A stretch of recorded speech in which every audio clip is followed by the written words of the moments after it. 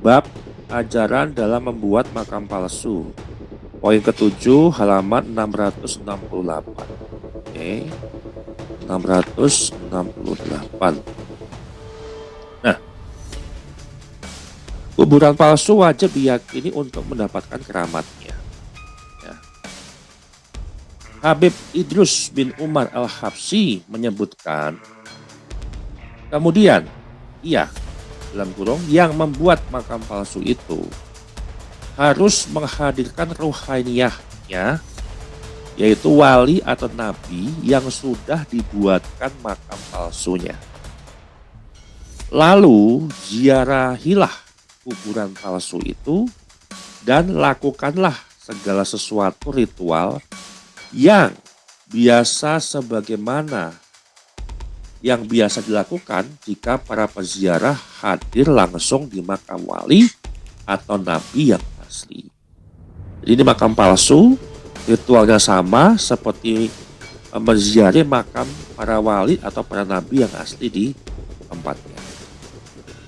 Maka sesungguhnya ia akan memperoleh curahan atau spiritual dari wali atau nabi tersebut sesuai dengan niat dan sesuai dengan kekuatan tekadnya serta keteguhan azab. Nah, ini merupakan upaya yang membuka ruang bagi manipulasi spiritual, pemalsuan situs sejarah, ziarah, dan eksploitasi emosi umat untuk kepentingan tertentu. Ini adalah bentuk penyalahgunaan agama untuk kepentingan suatu kelompok.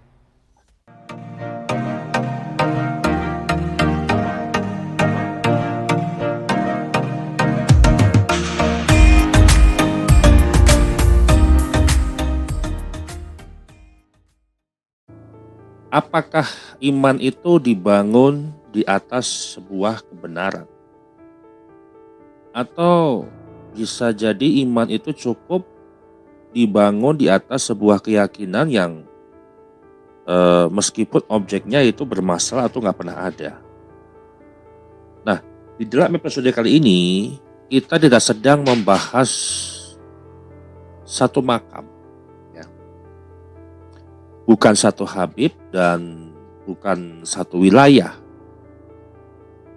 Yang kita bahas adalah sebuah pola berpikir keagamaan yang bertahan tapi pasti.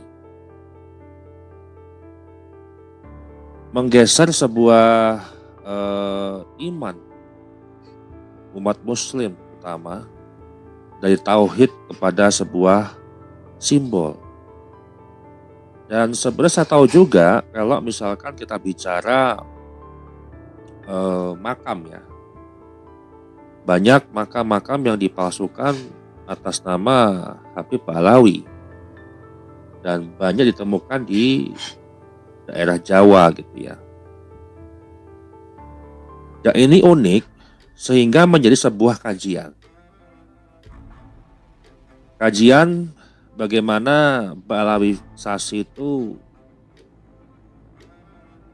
yang mereka yakini bahwasanya makam-makam tua, ya, yang tidak diurus, kemudian tiba-tiba jadi ramai, dan mereka mengakui itu makam seorang wali dan seterusnya.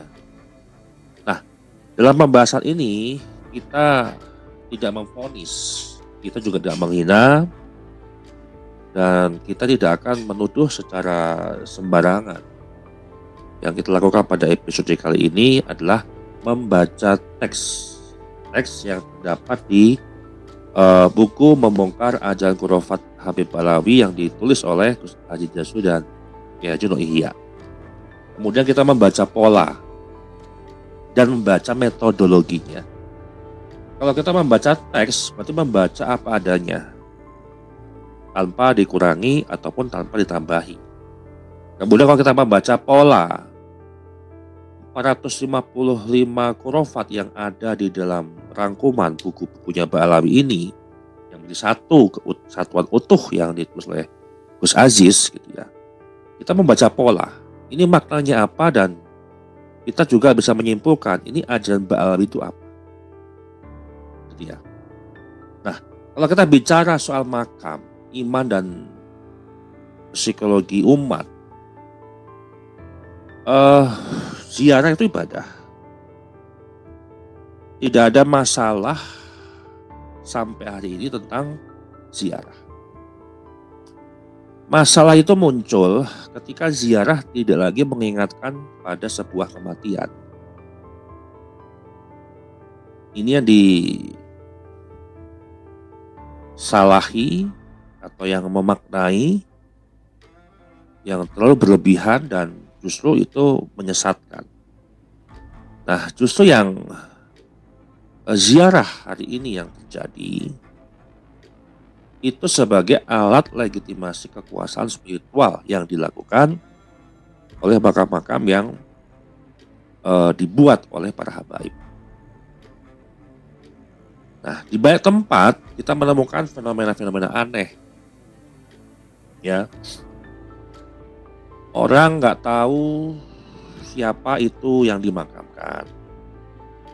Kemudian orang nggak tahu sejarah orang itu seperti apa, apakah dikenal sama orang lokal, terus biografinya seperti apa.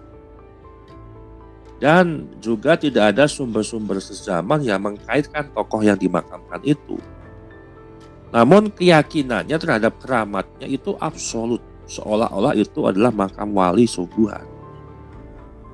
Nah, lalu muncul sebuah kalimat-kalimat yang berbahaya yang dipublikasikan. Kalau nggak yakin, tidak akan dapat manfaatnya. Nah, ini adalah sebuah kalimat-kalimat yang memang selalu mereka lontarkan kepada jamaah-jamaah atau para muhibin-muhibinnya.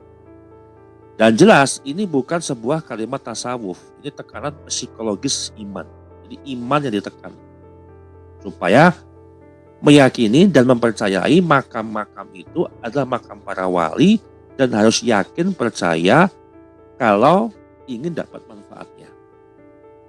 Nah, ketika iman itu ditekan, kalau dipaksa secara psikologis, otomatis akal itu juga dimatikan. Kita hanya membaca secara tekstual. Tekstual analisis yang saya sampaikan pada materi pada hari ini, ya, analisis tekstual pada kitab-kitab Ba'alawi. Nah, kita akan baca teks yang ada di Ba'alawi karena saya membaca saja, tidak mengkajinya, ya kan? Hanya membaca sudah dikaji oleh Gus Aziz Jazuli. Baik, kita buka halaman pada buku ini ya. Mana nih?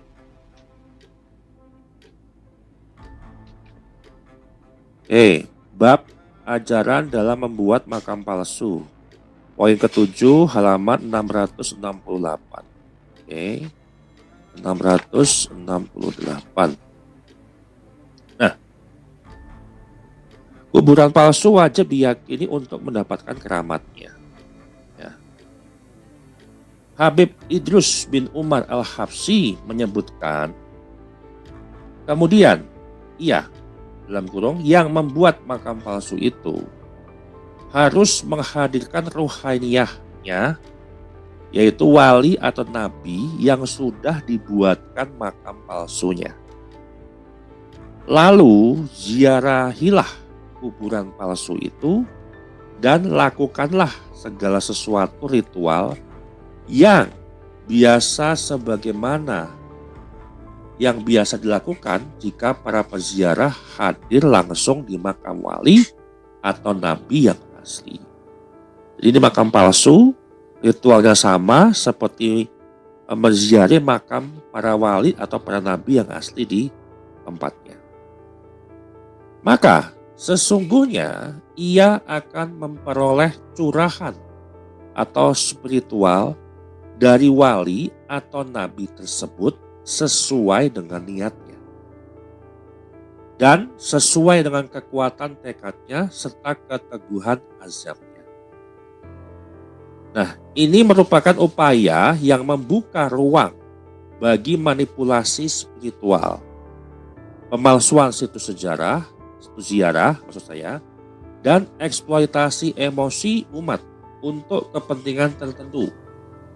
Ini adalah bentuk penyalahgunaan agama untuk kepentingan suatu kelompok. Ini ada di dalam kitab An-Nahrul Ma'urud fi Majmu' kalam Habib Idrus bin Umar Al-Habsyi, Habib Ubaidillah bin Muhsin As-Segaf, manuskrip ya, halaman 167 volume 2. Ini di footnote-nya tercatat seperti itu. Jadi ini adalah ajaran bagaimana makam palsu wajib diyakini oleh para muhibinnya. Ya. Dan beberapa kitab Ba'alawi yang sudah kita bacakan beberapa kemarin, muncul kerangka berpikir tuh apa ya, keberkahan tidak tergantung pada suatu kebenaran historis. Jadi udah nggak perlu lagi verifikasi historis. Kebenaran hanya dari seorang habaib saja. Oh, itu makam wali berdasarkan tafsir mimpi, ya itu diyakini saja dan itu berkah saja tanpa harus melihat sebuah silsilah historisnya. Kemudian keberkahan bergantung kepada sebuah keyakinan. Ya, jadi imannya yang ditekan gitu ya, akalnya pun juga dimatikan. Supaya apa? Berkah saja. Karena sebuah keyakinan cukup dengan yakin saja, husnuzon, ya, cukup. Itu menjadi sebuah keberkahan. Kemudian keraguan dianggap sebagai penghalang spiritual. Siapa yang ragu berarti menganggap sebagai penentang spiritualitasnya kaum Ba'alawi. Nah, secara metodologi ilmiah ini adalah problematik. Kalau mau mengomentari metodologinya yang problematik, jangan mengomentari metodologinya Ki Imad yang telah menulis tesis. Justru yang problematik itu metodologinya kitab-kitab Ba'alawi. Ya, problematik semua. Karena dalam Islam, keyakinan tidak pernah dilepaskan dari sebuah kebenaran. Tauhid selalu mendahulukan hak sebelum iman. Kalau objeknya aja salah, lalu keyakinannya dipaksakan, maka yang dibangun bukan lagi sebuah iman, tapi iman simbolik, hanya untuk mengkultuskan simbolnya kaum Ba'alawi. Nah, pola-pola Ba'alifikasi yang ada di Indonesia, di Nusantara ini, dengan ziarah, baik dari riset sosial keagamaan, itu polanya selalu sama. Ya, pola selalu sama. Yang pertama, ada ruang kosong sejarah. Kan makam ini tidak diidentifikasi kesejarahannya atau tidak dikenal, tapi tua umurnya, misalkan tahun zaman-zaman kolonial atau zaman-zaman sebelumnya, atau mungkin dari jenis batu nisannya dan seterusnya. Kemudian kedua, muncul ritual. Ya, muncul di ritual nih, oh ini sudah ditemukan ya, makam palsu ini adalah makamnya para wali. Kemudian ketiga, ritual itu melahirkan sebuah cerita, dibangun narasinya. Oh, dari satu orang ke dua orang, mulut ke mulut, ya banyak. Ya, melahirkan sebuah cerita yang memang konon ini yang makam tua yang tidak teridentifikasi jelas. Nah, kemudian keempat, cerita dilegitimasi kitab.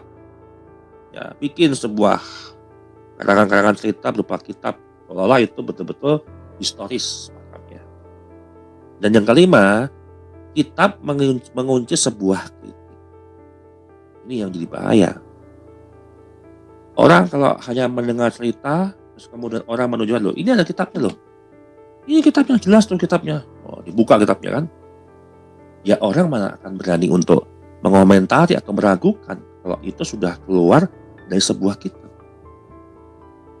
Umat datangnya belakangan justru. Dan diminta untuk meyakini hasil akhirnya saja. Atau gini lah, misalkan ya wes lah, ini saya sudah simpulkan ini makamnya wali, ini ada kitabnya secara begini, kronologi sebegini, ini adalah makamnya misalkan raja Mataram atau keturunan Mataram. Ini ada silsilahnya sampai ke Mataram Islam dan seterusnya, ya cukup diyakini saja. Jadi umat disuruh untuk meyakini ujungnya tanpa memahami prosesnya. Nah, inilah yang disebut dengan ba'alawifikasi ziarah umat. Bukan ziarah yang membentuk iman, tapi iman yang dipaksa tunduk pada sebuah konstruksi ziarah. Nah, kalau kita bicara bagaimana peta makam bermasalah di Nusantara, banyak. Ya, ini bukan vonis palsu, banyak sekali ditemukan oleh teman-teman PWILS ataupun alat-alat Mataram. Dan ini yang diperdebatkan secara metodologi ilmiah. Di Jawa Tengah kita temukan makam tanpa catatan babat awalnya seperti apa. Kemudian Jawa Timur juga ada 2 versi lokasi makam satu tokoh, misalkan. Atau misalkan di Sumatera, tokoh lokal diintegrasikan ke nasabnya Ba'alawi ataupun dimanapun saja. Dan pola-pola itu konsisten. Historiografinya ilmiahnya itu lemah, ya. Genealoginya dibangun itu mundur, ya, mundur ke belakang. Kemudian validasi berputar pada sebuah kitab internalnya Ba'alawi, tidak diverifikasi dengan kitab-kitab eksternal. Nah, ini yang merusak metodologi dan bahaya iman simboliknya kan Ba'alawi yang memasukkan makam. Karena masalah sebenarnya yang menjadi masalah terbesar kita hari ini bukan pada makamnya, ya. Masalahnya itu ada pada kerangka berpikir keagamaan. Kritik itu dianggap itu sebagai kurang adab, ya. Kritik dianggap sebagai serangan personal, kebencian dan seterusnya. Verifikasi dianggap kurang iman, ya. Menganggap iman itu penting, walaupun kita nggak tahu sebenarnya seperti apa. Nah, akal dianggap sebagai ancaman spiritual. Ini jadi bahaya. Kalau ketika umatnya diajarkan kamu nggak usah nanya, ya, yang penting yakin saja, sudah cukup, titik. Ya, maka yang lahir bukan orang beriman, tapi umat yang mudah dikendalikan oleh simbol. Inilah yang menjadi sebuah hubungan simbiosis mutualisme. Habib membuat makam palsu, muhibinya percaya terhadap makam tersebut. Habib mengendalikan umat, ya, dengan simbol-simbol tadi. Pesan yang ingin saya sampaikan berkali-kali di dalam podcast saya, Islam itu kan nggak pernah takut dengan sebuah kebenaran, ya. Ulama nggak pernah alergi pada sebuah pertanyaan, apapun itu pertanyaannya.